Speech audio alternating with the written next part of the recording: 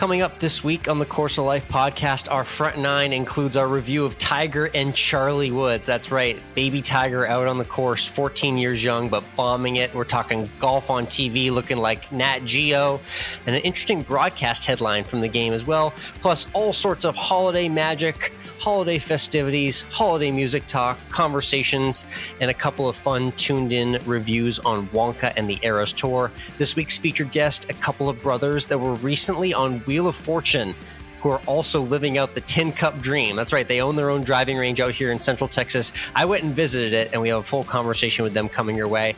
And when we always end with food, we're talking holiday meal plans and more. All of it brought to you by our friends at Desert Fox Golf. Happy holidays from the team at Desert Fox Golf as well, too. Excited to see what they produce for their final holiday sales. I know they were going after it with all of their Cyber Monday, Black Friday, and holiday deals. And the deals are always great because they have really great golf accessories at a really awesome price point. And not only are they great for holiday gifts at any time of the year, but they're also really great for large-scale golf events as well. So if you're hosting a golf event, DM us at COL Podcast and just tell us a little bit about the event or the tournament you're playing in and tell us why they should have Desert Fox gear there. We'll take care of the rest from there, and you could get a cash referral just for sending that event our way. That's right. We're helping Desert Fox Golf out, get their products out to everyone, and we're helping you be stocked with the greatest accessories in the game, courtesy of Desert Fox Golf.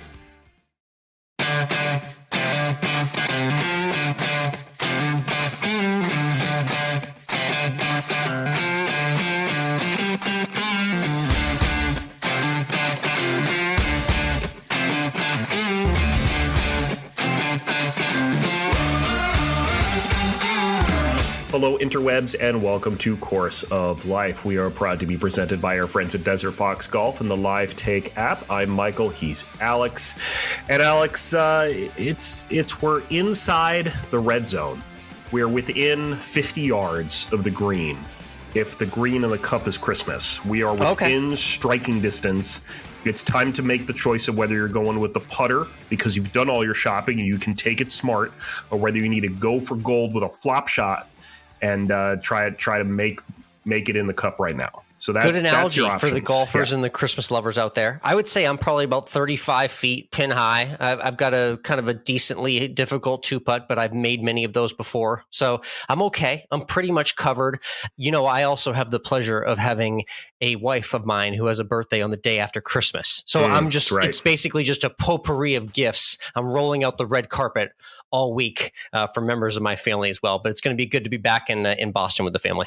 So since your wife has a birthday on the 26th, the day after, so my question is then, do you have, like, we set up a budget, we budget for birthdays and Christmas. So do you ever roll that budget all together and give her one giant gift? Do you give her gifts for each day? Or are you like, look, you have me, that's enough of a gift?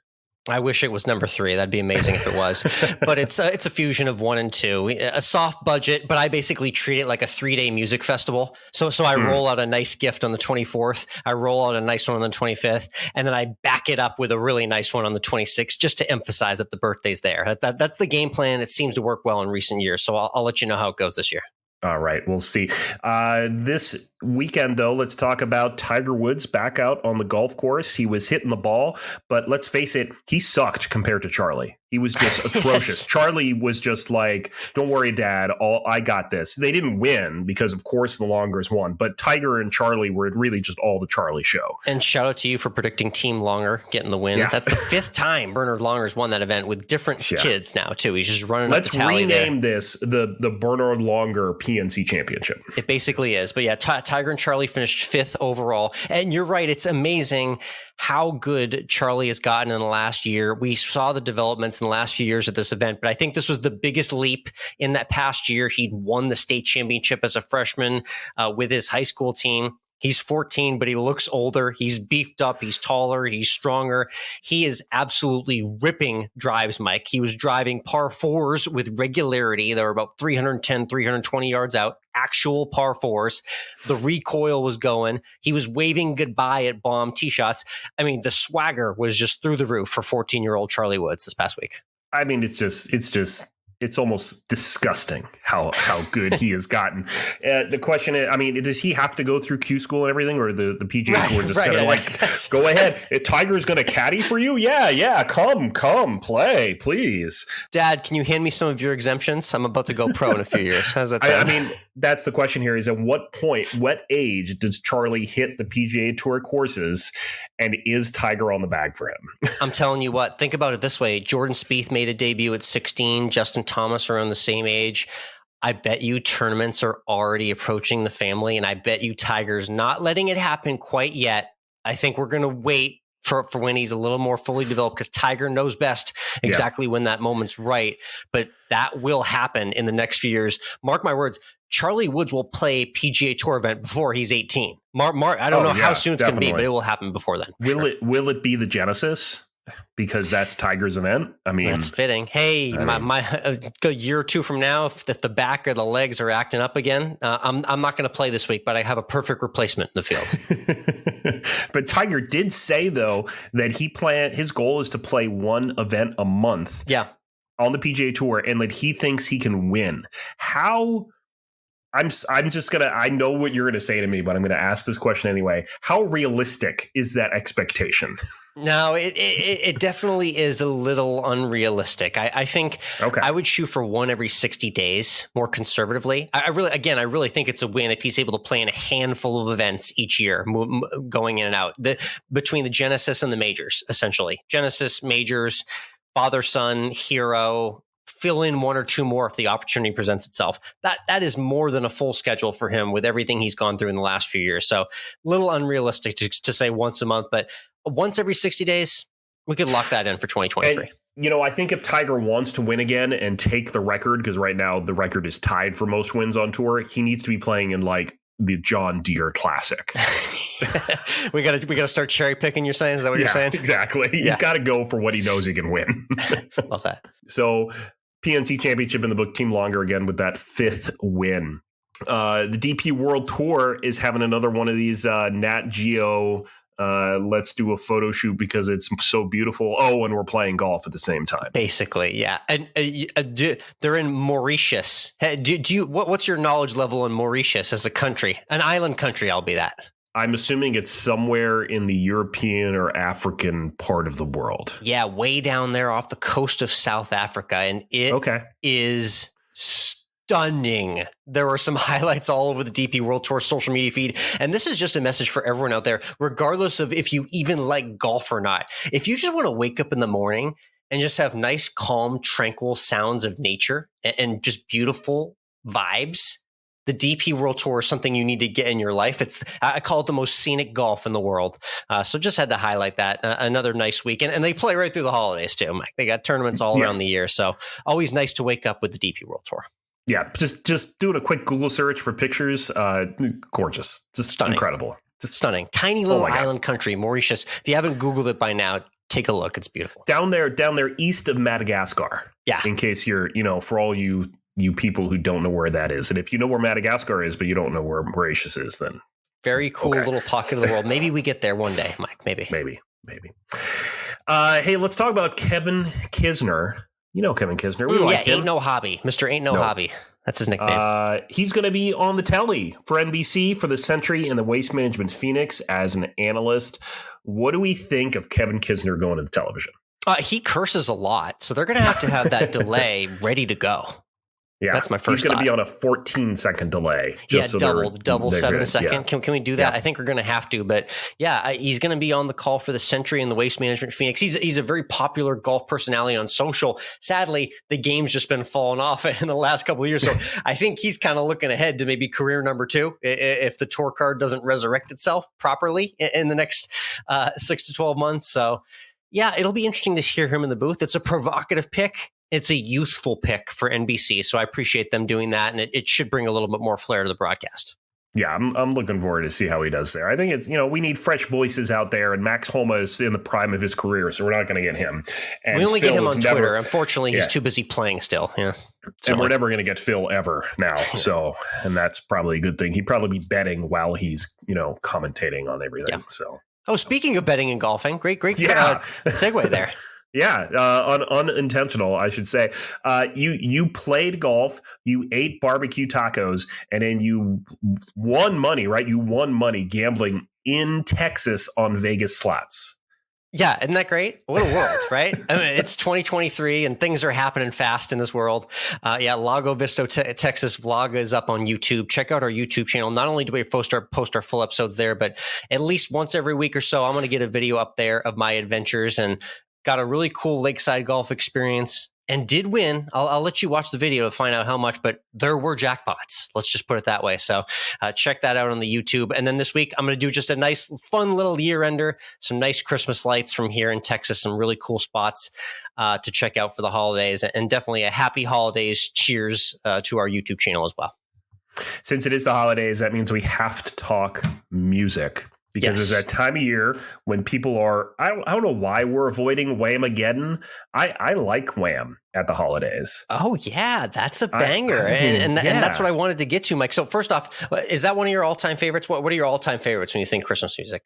Just all-time, I would say that is, especially current pop favorites. You got to do that. You got to do Mariah Carey. Yep. And then I am going to go back to classics. I'm going to do like Rockin' Around the Christmas Tree. Yep. I'm going to put some Manaheim Steamroller in there because you got to. Oh, nice picks there. Okay, so let's get into the Billboard Hot 100 Top 10 right now. You know I love this. This is a niche little thing. I love following the radio and the music charts, but they get flipped upside down for a few weeks a year. Because everyone switches to play Christmas music, and all of a sudden, Christmas songs that are not on the charts for 11 months find their way back to the top of them. Is Bing Crosby charting every year around this time of year? You already mentioned the top two. Brenda Lee, Mike, 65 years later, Rockin' Around the Christmas Tree, the #1 song in the country, as it has been for a couple of weeks now.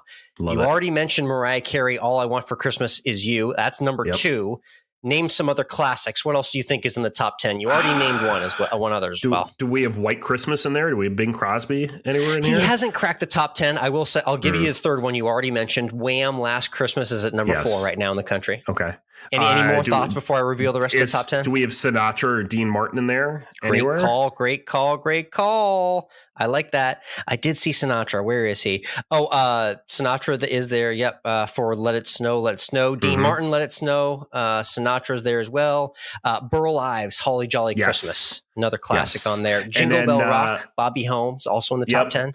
Yep, and I'm trying to remember the name of the other one, and I'll see if you can pull it out here before I reveal. There's one more. I'm going to dig into my phone and see if I can remember while I'm pulling it up, but I can't at the moment, so I'm going to let you. It's a classic that they used to use on the bowl season advertisements on ESPN. Andy Williams, It's the Most Wonderful Time of the Year. Also cracking the top 10. So just fun to see the Christmas classics making their way back up to the top of the charts. Yes, indeed. It is that time. It also means it's family movie time because, you get that during this time of the year. And we actually went out and saw Wonka this weekend, Alex. Oh, nice. Okay, Timothy Chalamet as Willy Wonka, Chalamet as Willy Wonka, a prequel to everyone's favorite Willy Wonka and the Chocolate Factory that we all know and love. And, I have to say that this was really quite good. I really liked this version. And it felt like it really recaptured some of that magic. But I got some Gene Wilder vibes. Chalamet really kind of channeled Gene Wilder in this. And I like that they didn't try to explain everything like they do in prequels. We kind of just took Willy Wonka and went, okay, we're going to have him start his chocolate factory. And we didn't care about where the Oompa Loompas really came from or why they're there, or is he a magician? How is he able to put all this stuff in his chocolate? We don't care about that. It doesn't matter. We're just in that universe and we got to enjoy it. And I really enjoyed this movie. And I would encourage everyone to go see it. Forget Johnny Depp. That was a piece of shit. This was really good. I appreciate them not feeling the need to over-explain context. Yes. I like the way you said that. Yes. That was really refreshing. So quite good. Wonka. Timothy Chalamet. Wonka, holiday winner. If you're home with the family, going to the movies. Yes. Love that. Good stuff. My review, it was a movie at home. I wasn't spending $1,000 a ticket to see Taylor Swift on the Eras Tour live. I didn't find the time to spend $20-something a ticket to see it in theaters. But for $16, Mike, I brought the Eras Tour into my home last weekend. I got to say, Mike, Definitely worth it. I'm a casual Swiftie, but a really, really well done production just overall, highlighting an LA show specifically at SoFi Stadium with an amazing energy. It was really cool to walk through the eras. They all kind of represent a different time in our lives as well, too, seeing as how long Taylor Swift's now been around. And you could feel the power of just how big she is in the world of music and beyond. So definitely going with another 4 out of 5 stars for the Eras tour. And I'm highly recommending it if you haven't already gotten to see the live show of the movie yet.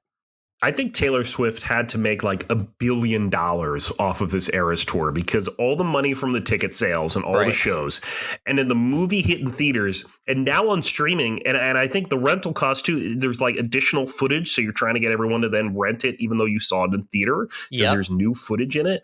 So, I mean, this is just a cash printing machine. She actually just kind of paved like a new way to like release music. Honestly, it really is. It's an all-encompassing release of music that doesn't just end at concerts. It continues with telling the story of the concert, and I think there's a lot more. You're going to start to see many more artists. Beyonce's kind of already followed along the same line and copying, but you're going to see many more artists try and replicate this same mold and just grab an ounce of the success Taylor Swift's had with the Eras tour this year.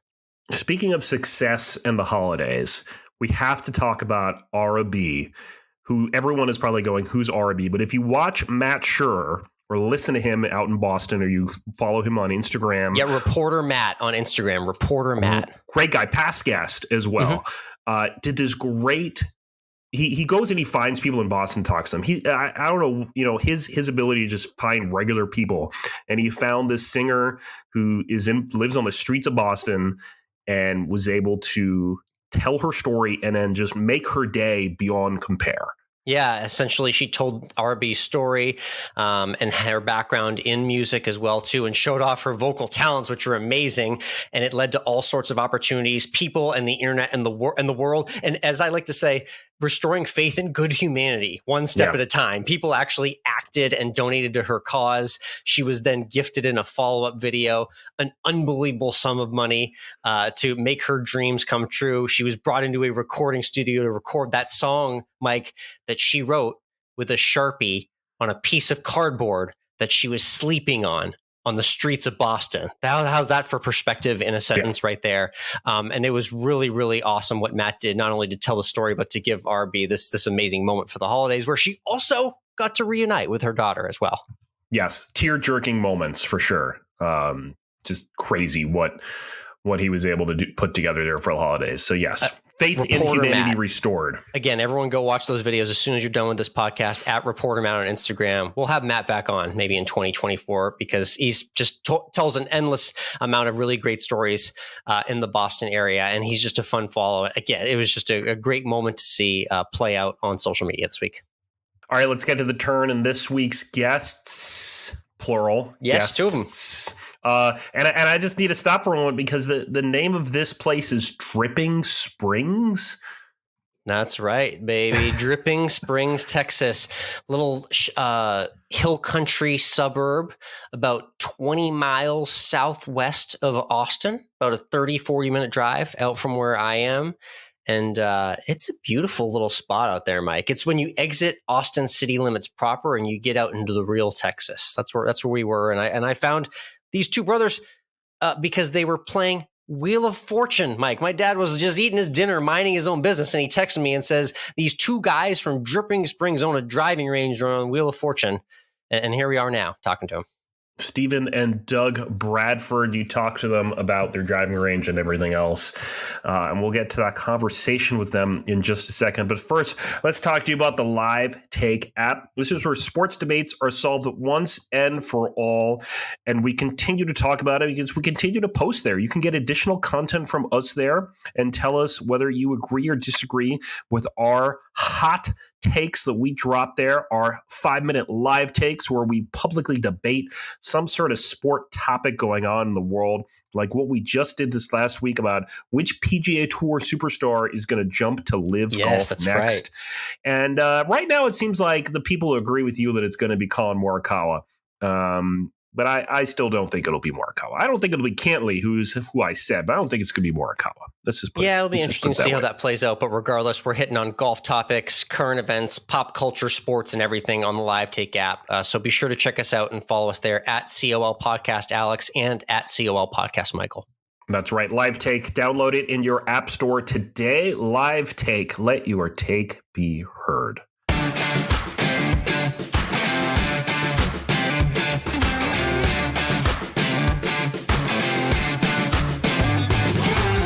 All right, next up on the tee, we're live at Dripping Springs Country Club with the owners of the facility. I actually first spotted them on Wheel of Fortune, funny enough, and now we're here at their property checking out the facility. Stephen and Doug joining us here on the Course of Life. Boys, how are we doing today?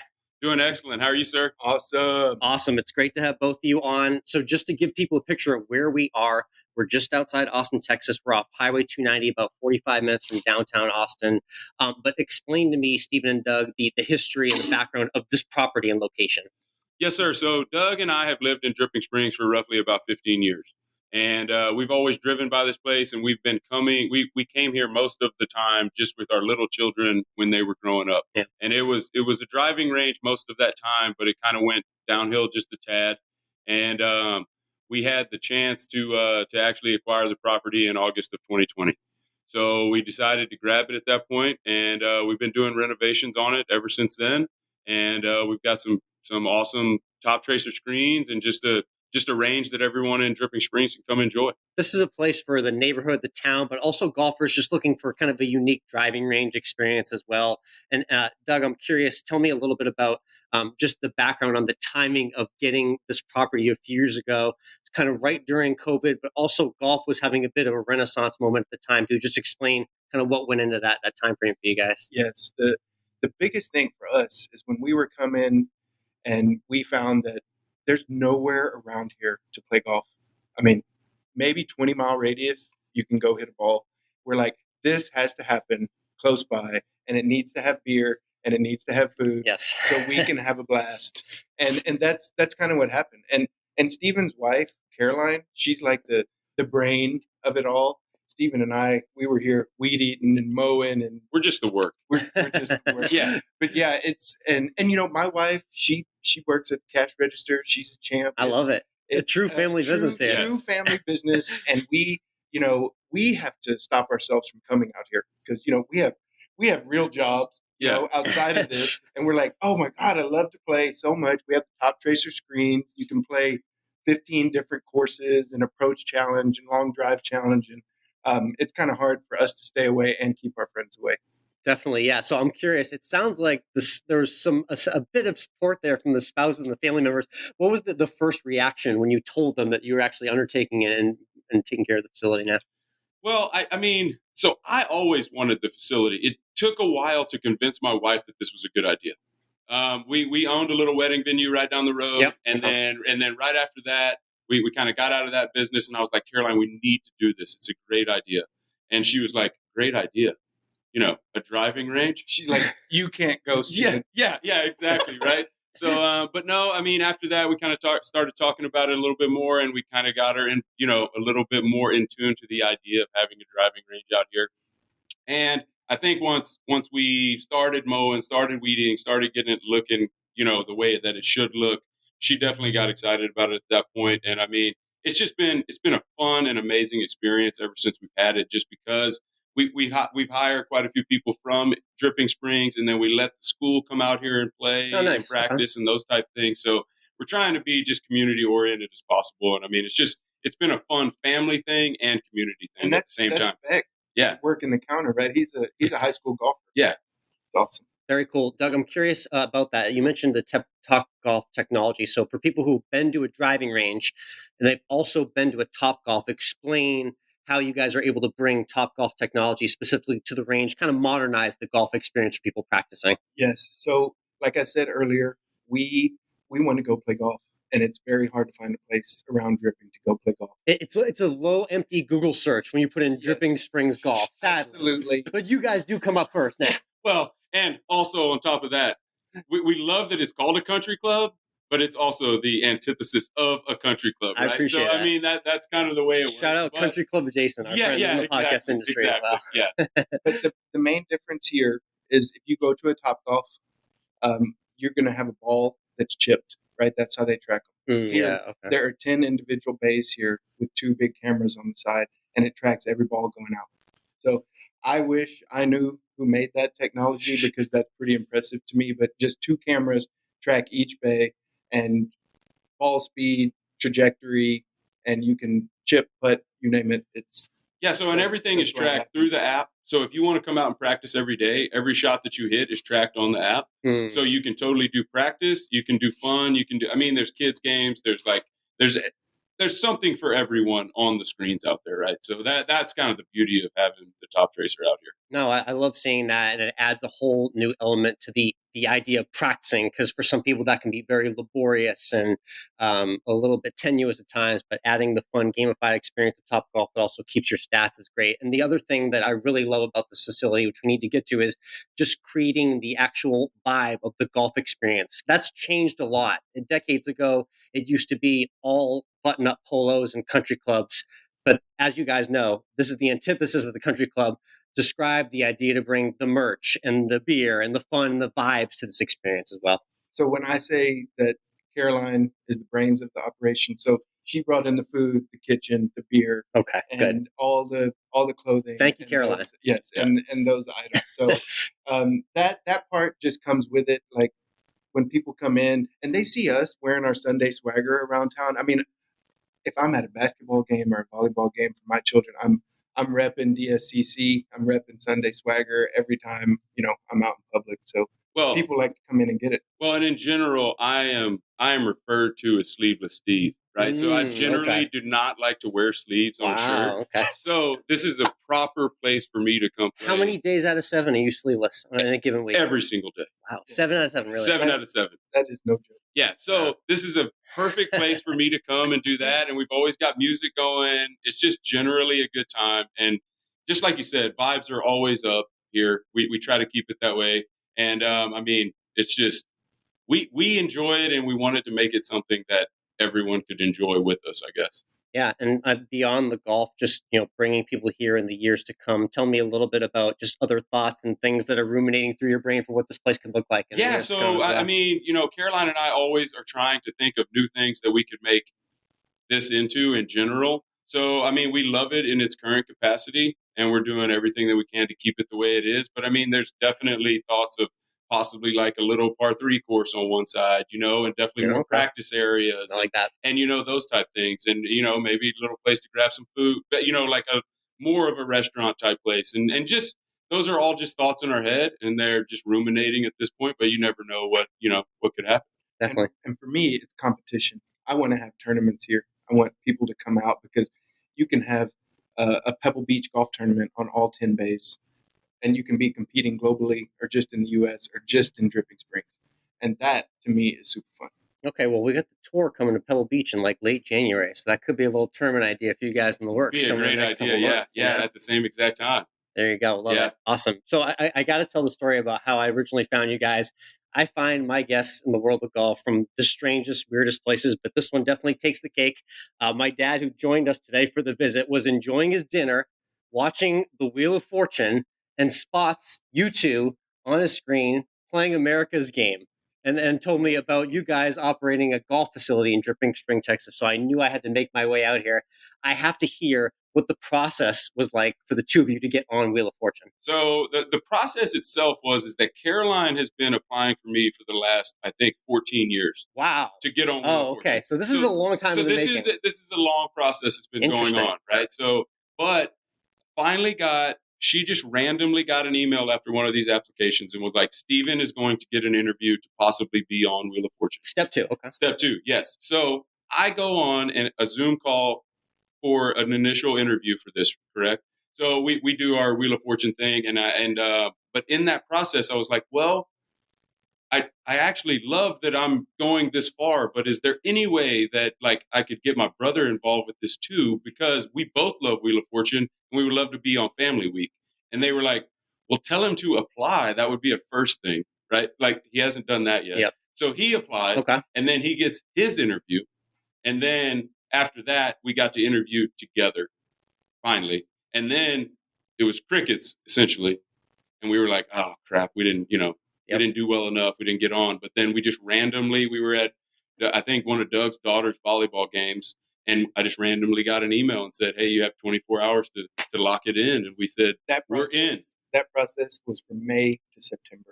May to September, so about 4 or 5 months there. The interviews. Wow. Okay. And, you're trying to be as bubbly and joyful and jubilant as you could possibly Well, you don't exude bubbliness every single day of the week? So while we were there, every 30 minutes, the executive producer would come up to me and say, Doug, we need you to bring the energy. We need you to bring the energy. We need you to amp it up a little bit. And I'm like, dude, I'm not a loud person. This is excited as I get. And that's when you saw on the show, they go, oh, Stephen, I guess he's the excitable brother. Yeah. But I don't think I'm a drag, dude. No, it's not that. He's also, when we are playing Wheel of Fortune, even when we're playing at the house against each other, he is very into the puzzles. I mean, it's no BS at that point, right? Your game first. So, game face on, right? So, that's what he's doing at that time. So, that's kind of the way he was on the show. Okay, so 4 or 5 month process to actually get on the show. Now, I'm very curious. Everyone wonders, how long or short is the actual taping process? I've heard that it can be quite the wait to get on there. What was that process like, just waiting to actually play the game itself once you arrived there? So, generally, just a very long day. Right? Because first of all, Doug and I are very much like rule followers. And if it says to be there at 5, we're going to be there at 4:20, those type things. So we were there very early. We went to the Shell station across the street, grabbed a cup of coffee, and just kind of, we're taking it all in, looking at Sony Studios across the street. And we're like, oh man, we're here. Right? So that was at 5:15 in the morning. And then you just go through the entire process, and it almost takes the entire day. So we did not leave Sony Studios till 4 p.m. that evening. Wow. Okay, so that really was a full day. It was a full day. Just waiting, thinking rehearsing, what the puzzle could be. Just doing the things that go along with the process. But yes, it was a day. And generally, Doug and I, like if we have something like that going on, maybe you like have beer, calm your nerves or something like that, right? And this situation was a tad bit different because you're locked inside of a studio. They got you on ice. They got you locked inside of a studio, and you're just marinating with your thoughts all day. So yeah, it's a process. I'm curious. Any practice spinning the wheel at all? Yes. In the mock games? Yes. Okay. Did you like working on a chip or a pitch shot on the range and kind of honing that in? How did the wedge feel kind of going into the game itself? It was a lot heavier than I thought it was going to be. Heavier club, yep. Yes, and I think it weighs 2,500 pounds. They told me. Yeah, exactly. Something. Yeah. But the bad part about that was I was supposed to be the spinner, and Stephen was supposed to be the letter picker. And Stephen told me 2 seconds before we start, I want to spin. I want you to pick letters. I said, appreciate it, bro. Just changed up all the rehearsal of all day. Right on the first tee. Right on the first tee. No breakfast ball, no nothing. Just threw it out there. So that's the way it went. That's awesome. I'm curious. Everyone wants to know what Pat and Vanna White are like behind the scenes. What was the experience just talking with them? I think all I can say is the whole experience was awesome. We enjoyed it all. Vanna, for certain, was extremely bubbly and came in and met all of us. And it was it was really neat to see them in person. Doug and I have been watching Wheel of Fortune since we were born, I guess. So, it was just really cool to meet them and just have the experience. And I guess just be there and see them in real life. Right? They were ultra professional, but I know why Pat gets paid his money. He's just savvy, witty. He can talk to any human being alive. Like, none of that is rehearsed. That man can talk and say something funny to anybody, and that was very cool. That is a gift indeed. And one piece of advice from each of you that you would give to someone who's going on the show, real quick. I think, that's a really good question. I would think, rehearsal-wise, definitely have down what you're saying, what you're going to say before you go in that the day. Little intro paragraph. Yes, the little intro, definitely have that in your mind and rehearse before you actually go in and just try to wing it. Okay. What's your piece of advice, Doug? Mine is just to have fun. Don't think about it too much. It is a game, and no matter all the paperwork and legal and all that stuff. Just have an amazing time because it's so worth it. And it went by so fast for us. Like actually playing the show, playing the game was like, I mean, it's hard to even remember. Yeah. I'm so glad we have it on tape. To remember. Yeah, exactly. Very cool. Stephen and Doug, again, here we're live at Dripping Springs Country Club. Check them out on Instagram, Dripping Springs CC. Real quick shot questions here. I'm very curious. I'm sure you've seen shots or maybe hit some on your own out here at the facility. What's maybe the greatest shot you've seen or witnessed here at the Country Club? The 3 years you guys had the property. The way you putt here is you hit a 50-yard wedge shot right at the gopher. And I come and play Stephen and 2 of our other close friends, and normally that wins the 18 holes. So I've done that a couple times. Stephen's done it a couple times. You hit that 50-yard spot. Go for it, 50. Okay. Yeah. All right. Yeah, I think I would say mine was like the first time that we got it, we got the top tracer screens up. I was absolutely dominating my friend group in general in long drive.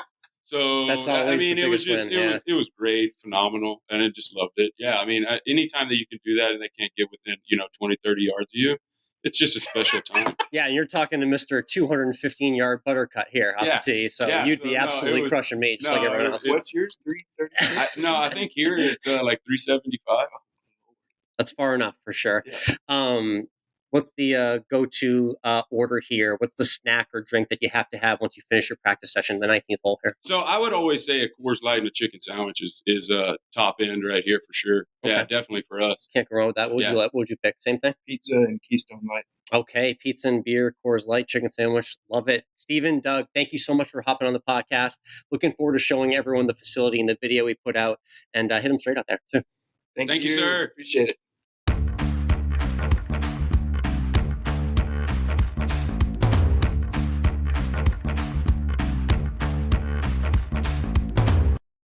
Course of Life podcast is brought to you by Zencastr. We've been using Zencastr here since almost the very beginning as how Alex and I record this podcast from hundreds of miles away. And it provides us with great quality audio that works every time. And it's something that makes Course of Life what it is and has kept us being able to make consistent episodes every week. And now it's super easy to record a podcast with Zencastr. You log in using your browser and start recording a high-quality podcast right away. You record studio-quality sound and up to 4K video with your guests. You feel a sense of zen, knowing Zencastr's multi-layered backups ensure you always have your recordings in the highest quality, even if the connection is unstable. And have you ever wondered what you actually sound like? Zencastr's post-production process makes you sound buttery smooth. It automatically removes those ums and ahs in your recording. It removes those awkward pauses in conversation too. Set the right podcast loudness and levels while reducing background noise with the click of a button. Head on over to zencastr.com/pricing and use our promo code CourseOfLife to get 30% off your first month of any Zencastr paid plan. We want you to have the same easy experiences we do for all of your podcasting and content needs. Again, that's zencastr.com/pricing and our promo code CourseOfLife. Zencastr, it's time to share your story.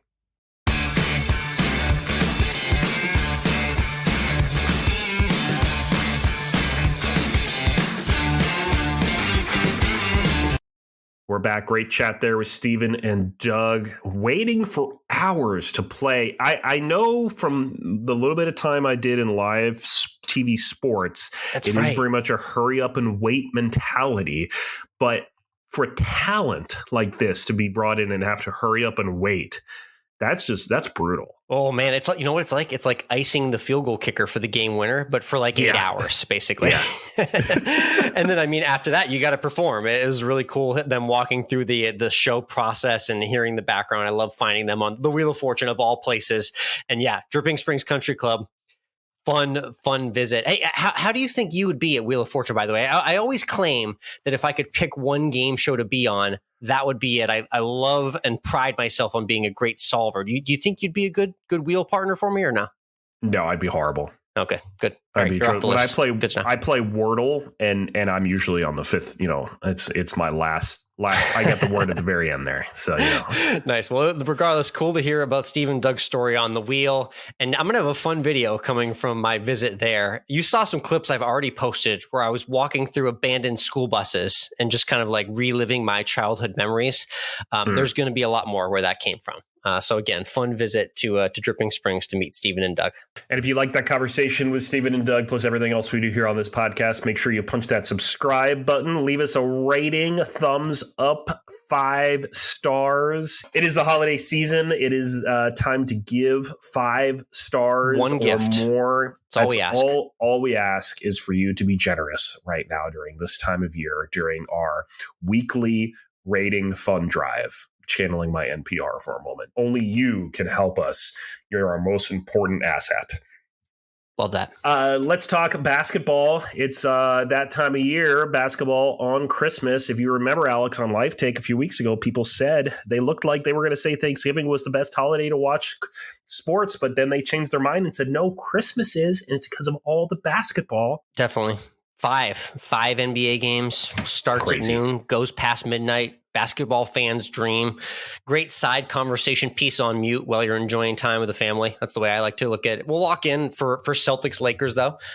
Red hot Celtics team heading out to the Lakers to play LeBron. Oh, I'm sorry.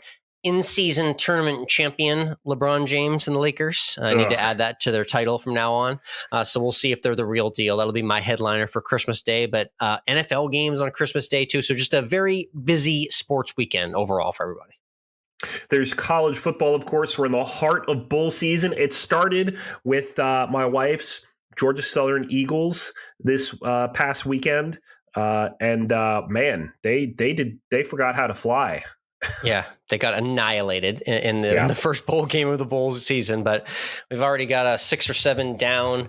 Watching one as we record. They're on at all hours of the day and night coming up this weekend. Great slate on Saturday, ending with the Hawaii Bowl Saturday night. Yes. You know, I always love talking about the Hawaii Bowl. Unfortunately, PSA, it's moved. It used to be Christmas Eve night, but it's moved back to Festivus night at 10:30 p.m. Eastern time. I'm going to have to keep my eyes open for as long as I can just to catch the first half of that one. The worst.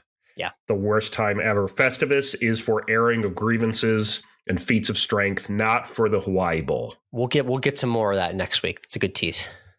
Let's talk the NFL, and it's important to talk about the NFL mostly because the playoff picture is just becoming more and more crazy. The Jacksonville Jaguars, went from like top seed to now they may not even make the playoffs in the span of 2 weeks, something like that. Yeah, it's crazy out there. It's crazy out there, yeah. I did the whole Path Math article on Splash Sports as well, describing all the teams in the hunt and how their path was to get into the playoffs. It's a little wacky, especially in the NFC as well. There's just a smorgasbord of mediocrity in the NFL, as I would like to call it. And I'm not even part of that mediocrity as a Patriots fan, unfortunately, with the Patriots losing to the Chiefs and Taylor Swift, Mike. I mean, not only did I cheer for Taylor Swift on Friday, she then beat me on Sunday again and took my Patriots hearts with another loss, 3-11. The disaster season continues. And then the best part of it all, Mike, is I'm going to continuously ruin everyone's Christmas Eve. The Patriots are playing the Christmas Eve night primetime standalone game, and it's going to be an absolute embarrassment for all of us. Can we flex that game out too? I mean, we already flexed them out of Monday night. We desperately tried and we can't. It's already locked in. Yeah, we tried. We can't. There's no avoiding it. So I'm going to end my Christmas Eve with misery, courtesy of the Mile High State. I mean, at least you didn't have a brief moment of thinking that your team was going to run the table and get a chance to make it into the playoffs and then just get demolished against the Saints.